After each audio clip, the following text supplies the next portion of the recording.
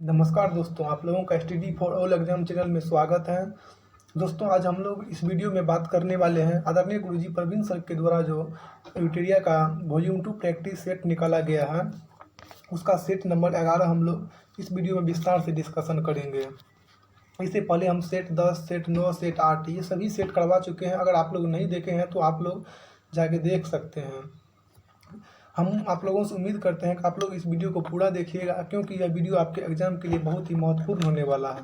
चलिए अब हम लोग बिना देरी किए हुए शुरू करते हैं। अगर आपको इसका पीडीएफ चाहिए तो आप हमारे वीडियो के डिस्क्रिप्शन बॉक्स में जाके वहाँ पे टेलीग्राम ग्रुप ज्वाइन करके पीडीएफ प्राप्त कर सकते हैं। सबसे पहला क्वेश्चन है, संविधान निर्माण से संबंधित सदन समिति का अध्यक्ष निम्न में से कौन थे। यहाँ पे सदन समिति का अध्यक्ष जो थे बी सितार मैया, इसका पूरा नाम हो गया पटाभी सितार मैया। यहाँ पे फर्स्ट ऑप्शन है जवाहरलाल नेहरू। एक बार आप लोग बताइए जवाहरलाल नेहरू कौन चीज़ का अध्यक्ष थे। जवाहरलाल नेहरू जो है उस समय में संघ शक्ति समिति जो था उसके अध्यक्ष जवाहरलाल नेहरू थे। डॉक्टर राजेंद्र प्रसाद जो है संचालन समिति और तदर्थ समिति के अध्यक्ष डॉक्टर राजेंद्र प्रसाद थे। तो अगला क्वेश्चन है, व्यापार वाणिज्य की स्वतंत्रता किस देश के संविधान से भारतीय संविधान में शामिल किया गया है। व्यापार वाणिज्य की स्वतंत्रता जो है दोस्तों, ये ऑस्ट्रेलिया के संविधान से जो है भारतीय संविधान में शामिल किया गया है। 2 का हो जाएगा डी आंसर। उसके बाद अगला क्वेश्चन है, किस वर्ष उड़ीसा का नाम बदलकर ओडिशा किया गया है। इसको थोड़ा ध्यान से देखिए, किस वर्ष उड़ीसा का नाम बदलकर ओडिशा किया गया है। एक बार इसको लगाइए तो क्या होगा, इसका आंसर हो जाएगा 3 का डी नंबर हो जाएगा। 2011 में जो उड़ीसा का नाम बदलकर ओडिशा किया गया था। 2006 में पांडिचेरी का नाम बदलकर पुडुचेरी किया गया था। इसको भी ध्यान में रखिएगा, क्योंकि कभी कभी एग्जाम में पूछ लिया जाता है। अगला क्वेश्चन है, भारत के महान्यायवादी के संबंध में निम्न में से कौन सा कथन सत्य है। भारत के महान्यायवादी की बात हो रहा है, तो भारत के महान्यायवादी की चर्चा जो है संविधान के आर्टिकल 76 में भारत के महान्यायवादी के विषय में चर्चा किया गया है। पहला ऑप्शन है, इसकी नियुक्ति राष्ट्रपति द्वारा की जाती है, ये तो सही है। यह भारत का सर्वोच्च विधि अधिकारी होता है, ये भी सही है। इसे भारत के सभी न्यायालयों में सुनवाई का अधिकार प्राप्त है, ये भी सही है। 4 का हो जाएगा डी, इनमें से सभी इसका आंसर हो जाएगा। उसके बाद अगला क्वेश्चन है, नियंत्रक व महालेखा परीक्षक द्वारा प्रस्तुत किए गए वार्षिक प्रतिवेदनों की जांच कौन करता है। इसका 5 का ए नंबर हो जाएगा। लोक लेखा समिति के द्वारा जो है जांच किया जाता है। लोक लेखा समिति में कुल मिला के 22 सदस्य होते हैं। इसमें 15 सदस्य लोकसभा से और 7 सदस्य राज्यसभा से होते हैं। लोक लेखा समिति का जो अध्यक्ष होता है वो विपक्ष को नेता को चुन लिया जाता है। उसके बाद अगला क्वेश्चन है 6 नंबर का। 6 नंबर का क्वेश्चन देखते हैं हम लोग क्या है। 6 नंबर में किसी राज्य में मुख्यमंत्री सहित मंत्रियों की न्यूनतम संख्या कितनी हो सकती है। इसका आंसर हो जाएगा बी नंबर में 12। उसके बाद अगला है, अंतर्राज्यीय नदी जल विवाद का उल्लेख किस अनुच्छेद में वर्णित है। पर इसका लगाइए क्या होगा, 7 नंबर का लगाइए एक बार। अंतर्राज्यीय नदी जल विवाद का उल्लेख किस अनुच्छेद में वर्णित है। इसका आंसर हो जाएगा सी नंबर, आर्टिकल 262 में जो है अंतर्राज्यीय नदी जल विवाद का उल्लेख किया गया। उसके बाद ए नंबर ऑप्शन है आर्टिकल 249। हम लोग इस पर चर्चा करते हैं कि आर्टिकल 249 में क्या है। इसमें जो है संसद द्वारा जो राज्य के विषय में राष्ट्रीय हित में विधि बनाने की संसद की शक्ति का वर्णन आर्टिकल 249 में किया गया। आर्टिकल 252 में जो है राष्ट्रीय हित में विधि बनाने की संसद की शक्ति, आर्टिकल 252 में इसका वर्णन किया गया। आर्टिकल 263 में जो है आर्टिकल 252 में जो है 2 या अधिक राज्यों के लिए उनकी सहमति से संसद द्वारा जो है विधि बनाया जा सकता है। आर्टिकल 263 में जो है अंतर्राज्यीय परिषद के संबंध में चर्चा किया गया है, आर्टिकल 263 में। उसके बाद 8 नंबर का है, निगम कर तथा सीमा कर किस सूची के अंतर्गत आते हैं। निगम कर, इसको लगाइए तो क्या होगा, निगम कर तथा सीमा कर किस सूची के अंतर्गत आते हैं। इसका एक बार आंसर लगाइए। इसका आंसर हो जाएगा सी नंबर, संघ सूची। जनसंख्या नियंत्रण जो है फिर समवर्ती सूची के अंतर्गत आते हैं। उसके बाद अगला क्वेश्चन है,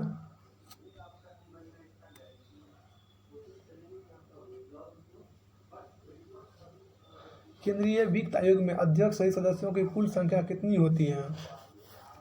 केंद्रीय वित्त आयोग में जो है अध्यक्ष सहित सदस्य की संख्या 5 होते हैं। उसके बाद अगला क्वेश्चन है,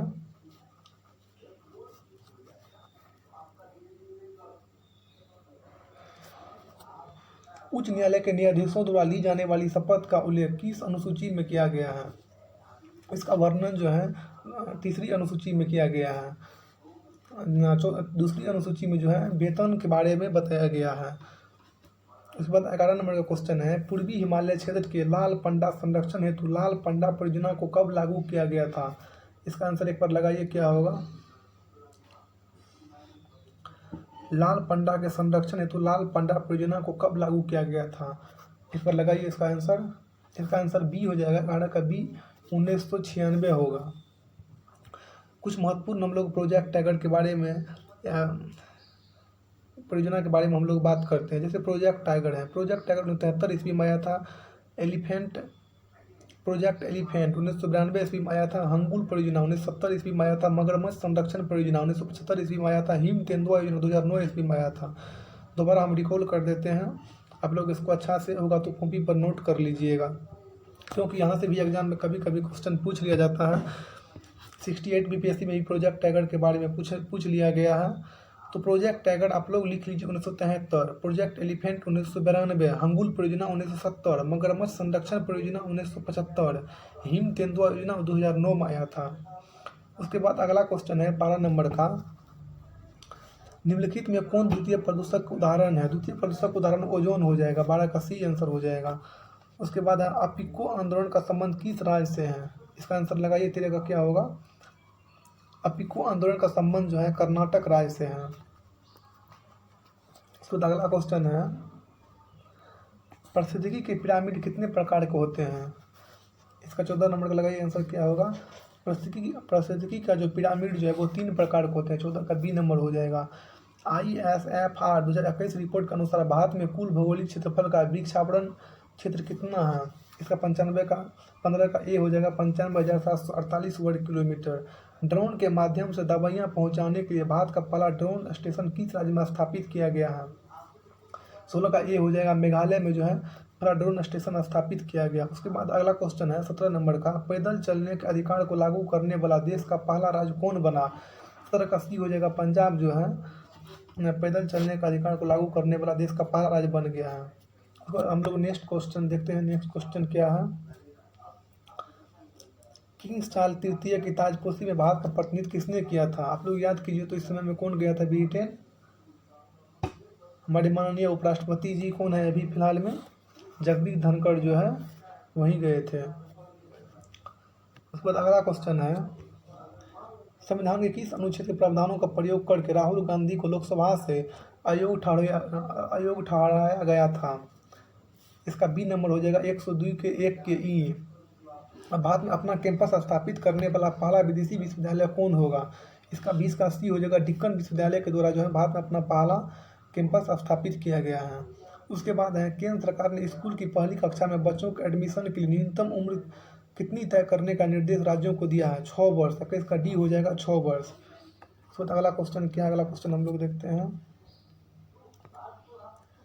चुनाव आयोग ने रिमोट सेंसिंग वोटिंग मशीन का प्रोटोटाइप तैयार करवाया है। इसके जरिए किन लोगों को वोटिंग का अवसर देने की योजना है?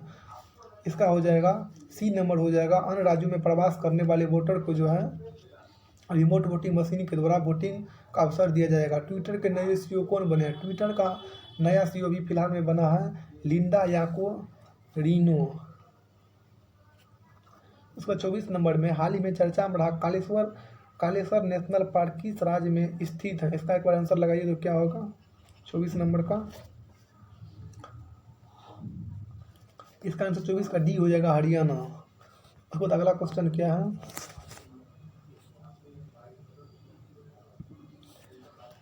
इसमें राजकोषीय घाटा, राजस्व घाटा, प्रभावी राजस्व घाटा और प्राथमिक घाटा के बारे में पूछ रहा है।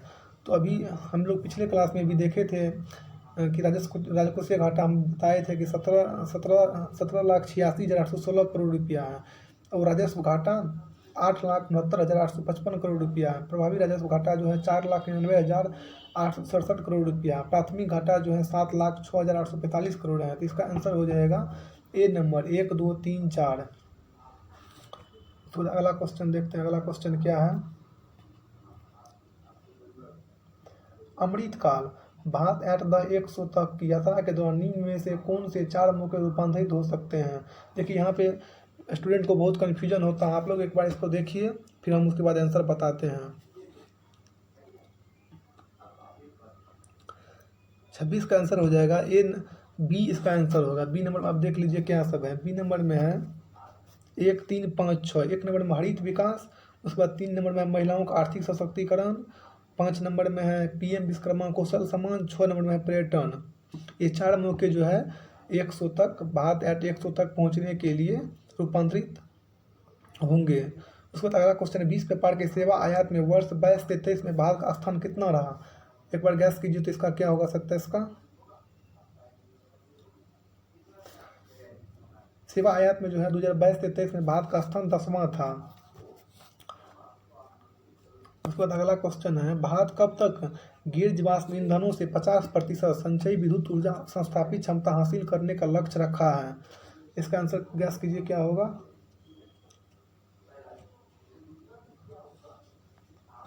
28 का आंसर हो जाएगा सी। 2030 तक जो है भारत के द्वारा इसका लक्ष्य रखा गया। कौशल वर्धन हेतु डिजिटल तंत्र को और विस्तार करने के लिए स्किल इंडिया डिजिटल प्लेटफॉर्म को शुरुआत की गई जिसका लक्ष्य है।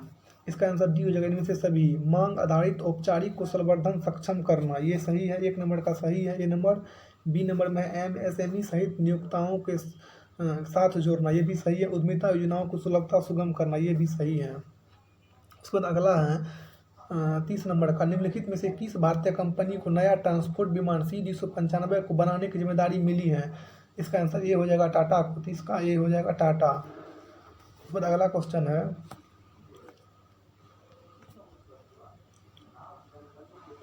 हिमालयी क्षेत्र के अभियान के लिए किस संस्था ने यूएवी विकसित किया है जो चीन और पाकिस्तान के हिमालय बॉर्डर में सामान ले जाने में मदद करेगा। इसका 31 का ए हो जाएगा DRDO।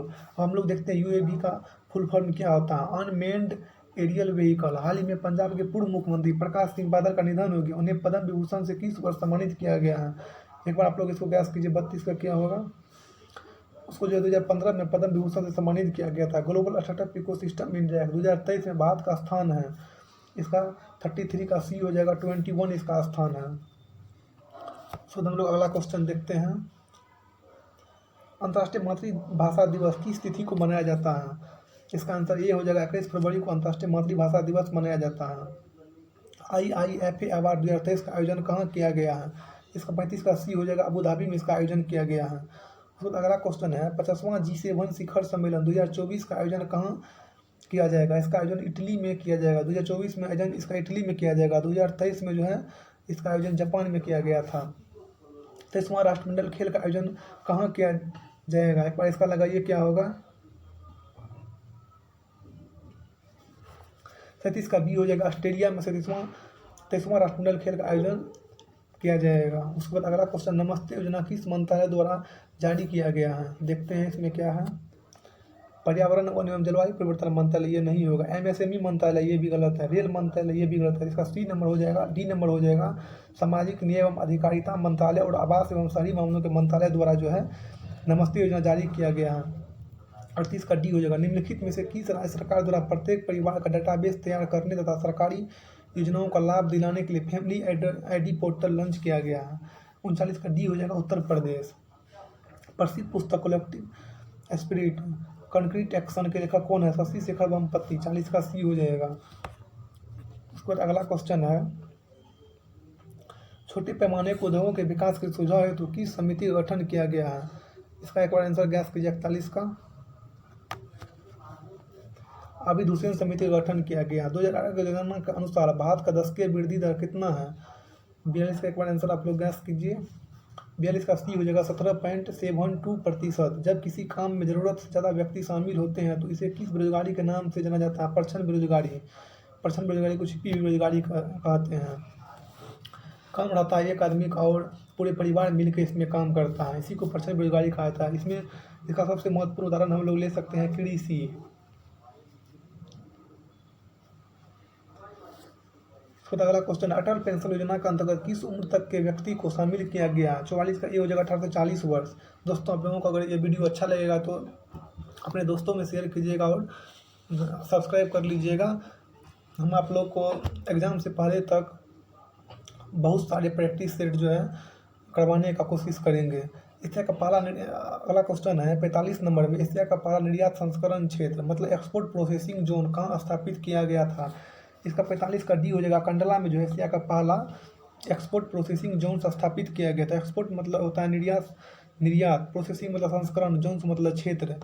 प्रोपनिषद किस वेद का उपनिषद है? ये जो अथर्ववेद का उपनिषद है। अथर्ववेद की रचना जो है यांगड़ीस के द्वारा किया गया था।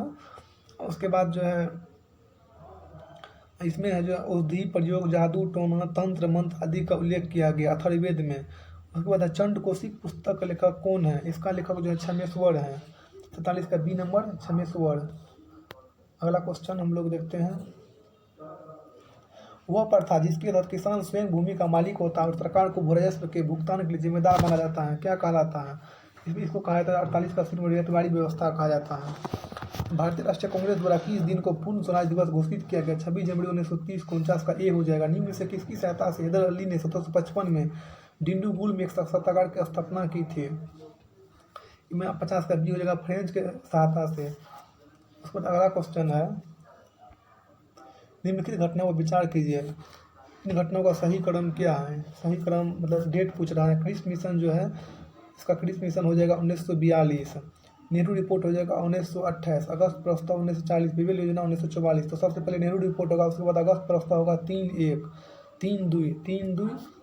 उसके बाद 1-4। इसका आंसर 51 का बी हो जाएगा, 3-2-1-4। 19 नेहरू रिपोर्ट जो 1928 ईस्वी में आया था, अगस्त प्रस्ताव 1940 ईस्वी में आया था, क्रिस मिशन 1942 ईस्वी में आया था और बेबेल योजना जो 1944 ईस्वी में आया था। तो इसका आंसर बी हो जाएगा, 3-2-1-4। किसने कांग्रेस के बारे में कहा था कि वे साम्राज्यवाद से लड़ते भी थे तथा सहयोग भी करते थे? रजनी पामदत्त द्वारा ये कथन कहा गया है। उसके बाद अगला क्वेश्चन क्या है, कौन सा मध्यकालीन भारतीय समाज व्यापक स्तर पर स्थानीय स्वशासन के लिए प्रसिद्ध था? इसका सबसे अच्छा उदाहरण है चोल। पिटरा डियोरा संबंधित है दीवारों में अर्धकीमती पत्थर जड़कर फूलों की नक्काशी से। 54 का सी हो जाएगा। महावीर ने अपने शिष्यों को कितने ग्रंथों में विभाजित किया था? ये क्वेश्चन तो जाना हुआ है, इसका सब लगा सकते हैं। 55 का सी हो जाएगा 11। महाजनपद में उसकी राजधानी में कौन सही सम्मिलित नहीं है? चलिए देखते हैं इसका क्या होगा।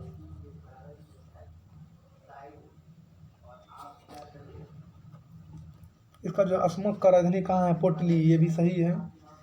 मत्स्य का विराटनगर, ये भी सही है। मर का कुशुवती, ये भी सही है। चेदी का उज्जैन, नहीं, ये गलती है। चेदी का शक्तिमती राजधानी है। निम्न से किसने 1000 खंबा महल का निर्माण करवाया था? इसका निर्माण जो अलाउद्दीन खिलजी के द्वारा करवाया गया। 57 का बी हो जाएगा। तो निम्नलिखित में से निम्नलिखित युद्ध में कौन सही सम्मिलित नहीं है? इनमें से कोई नहीं, इसमें सभी सम्मिलित हैं। धर्मठ युद्ध अप्रैल 1658 में हुआ था। औरंगजेब और उसके भाई जो उसका भाई बड़ा भाई जो था उसके बीच, दोनों के बीच युद्ध हुआ था। दरासिकों के बीच युद्ध हुआ था। थमगढ़ का युद्ध मई 1658 में औरंगजेब और दरासिकों के बीच युद्ध हुआ था। देवराही का युद्ध अंतिम युद्ध था, इसमें जो है दरासिकों को मार दिया गया था। 57 का, इसमें से ये सभी सही है। 58 नंबर का हम लोग देखते हैं। 58 नंबर में क्या है, एज ऑफ कांस्टेंट एक्ट किस गवर्नर जनरल के शासनकाल में पारित हुआ था? एज ऑफ कांस्टेंट एक्ट जो है लॉर्ड लैंसडाउन के समय में पारित हुआ था। 59 का बी हो जाएगा। मुस्लिम लीग द्वारा पाकिस्तान की मांग कब की गई थी? पाकिस्तान का मांग जो है 23 मार्च 1940 ईस्वी को किया गया था। उसके बाद है भारतीय घरेलू विद्युत आपूर्ति में लाल विद्युत तार मतलब रेड लाइन वायर और काले उदासीन तार ब्लैक न्यूट्रल वायर के बीच विभवांतर कितना होता है? इसमें तो आप लोग सभी जानते हैं कि हम लोग के घर में जो बिजली आता है उसमें 220 वोल्ट पोटेंशियल डिफरेंस होता है। चलिए 62 नंबर क्वेश्चन देखते हैं। वीडियो बहुत लंबा हो जाएगा इसलिए हम लोग थोड़ा जल्दी जल्दी करने का कोशिश करेंगे। दिए गए पदार्थों के लिए पीएच का सही क्रम निम्नलिखित में से कौन सही है? इसका आंसर हो जाएगा 62 का। एक बार गैस कीजिए क्या होगा। 62 का डी होगा। नींबू के रस का पीएच होता है 2.4, कॉफ़ी का होता है 5, उसको रक्त का होता है 7.5, मिल्क ऑफ मैग्नीशिया का होता है 10.5। उसके बाद 63 नंबर में है, यदि मानव रुधिर की लाल रुधिर कोशिकाओं आरबीसी को पृथक किया जाता है तो उन्हें समान लवण के घोल में तनुकृत किया जाए है तो आरबीसी पर क्या प्रभाव पड़ेगा? आरबीसी के व्यास में कोई परिवर्तन नहीं होगा। 63 का डी हो जाएगा। यकृत द्वारा स्रावित पित्त के संबंध में निम्नलिखित में से कौन सा कथन सही नहीं है?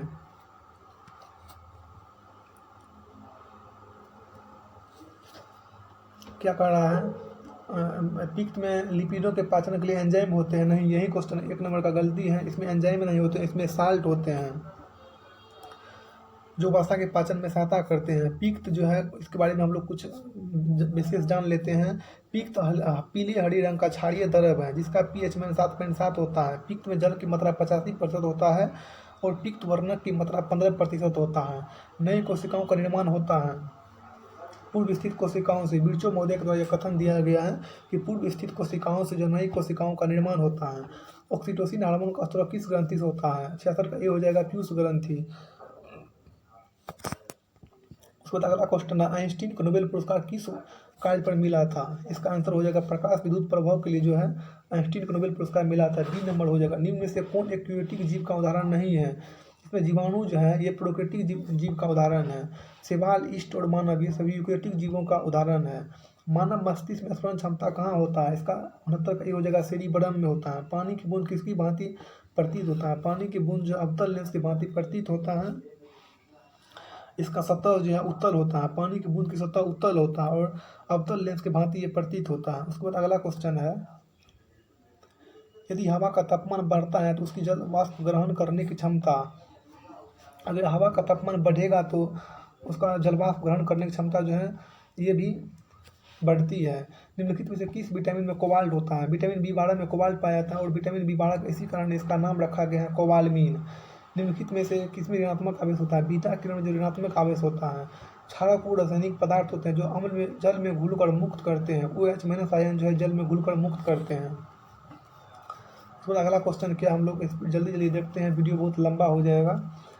अखिल भारतीय खादी एवं ग्रामोद्योग बोर्ड की स्थापना किस वर्ष की गई थी? इसका आंसर सी हो जाएगा, 1954 ईस्वी में इसकी स्थापना की गई थी। भारत में आधुनिक ढंग से सीमेंट बनाने का पहला कारखाना कहाँ लगाया गया था? इसका पहला कारखाना जो भारत में मद्रास में लगाया गया था।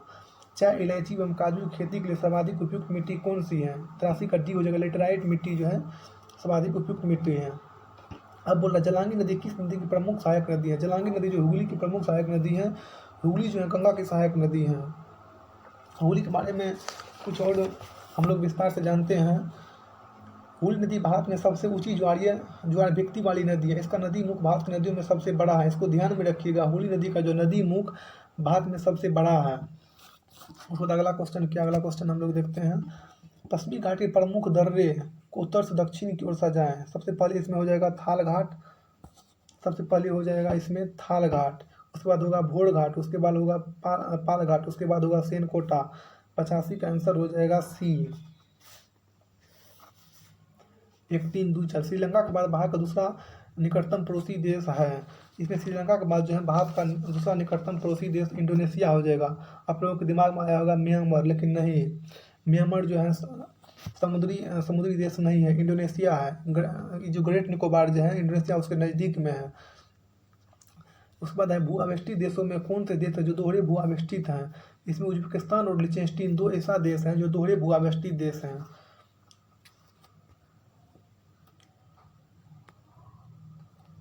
अगला क्वेश्चन है, निम्नलिखित में से कौन सा झील केवल संयुक्त राज्य अमेरिका में स्थित है? इसमें जो है मिशिगन झील जो है संयुक्त राज्य अमेरिका में स्थित है। सुपीरियर झील, ह्यूरन झील, ईरी झील ये सभी जो अमेरिका और कनाडा के बीच में स्थित है। इसमें मिशिगन झील केवल USA में स्थित है। उसने कटिबंधीय मरुस्थल क्षेत्रों की वनस्पति क्या कहलाता है?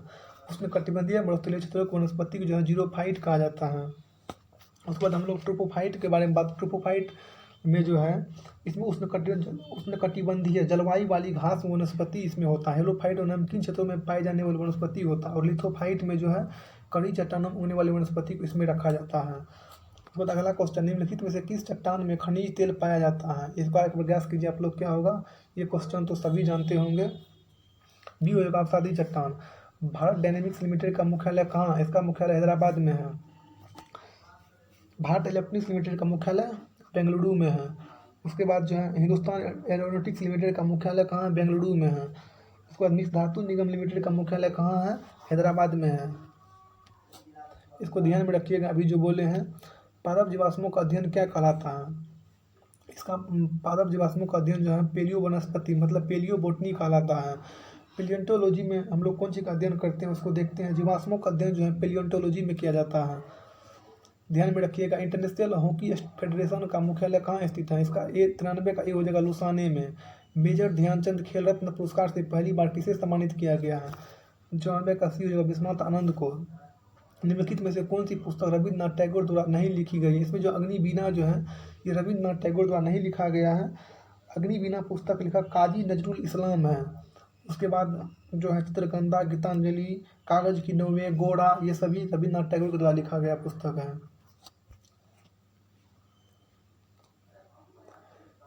इसका आंसर 96 का आंसर हम बता देते हैं।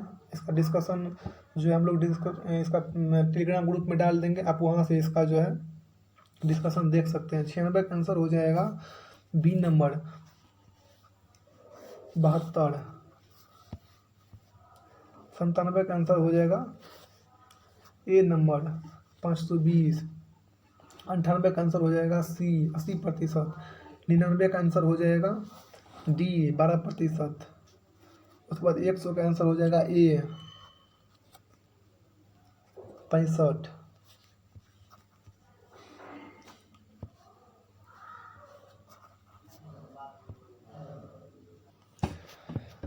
दोस्तों आप लोगों को अगर ये वीडियो अच्छा लगा होगा तो सब्सक्राइब कर लीजिएगा। हम दरोगा एग्ज़ाम से पहले आप लोगों के लिए बहुत सारे प्रैक्टिस सेट करवाने का कोशिश करूँगा। अगर आपको PDF चाहिए तो आप हमारे टेलीग्राम ग्रुप को ज्वाइन कर सकते हैं। इस वीडियो के डिस्क्रिप्शन बॉक्स में हम टेलीग्राम ग्रुप का लिंक दे देंगे, आप वहां से इसका PDF भी प्राप्त कर सकते हैं। और वहां पे ढेर सारे मटेरियल जो है हम दरोगा एग्ज़ाम के लिए, बिहार पुलिस के लिए, बिहार SSC के लिए, इन सभी एग्ज़ामों के लिए आप लोगों को अवेलेबल करवा दूंगा। थैंक यू दोस्त।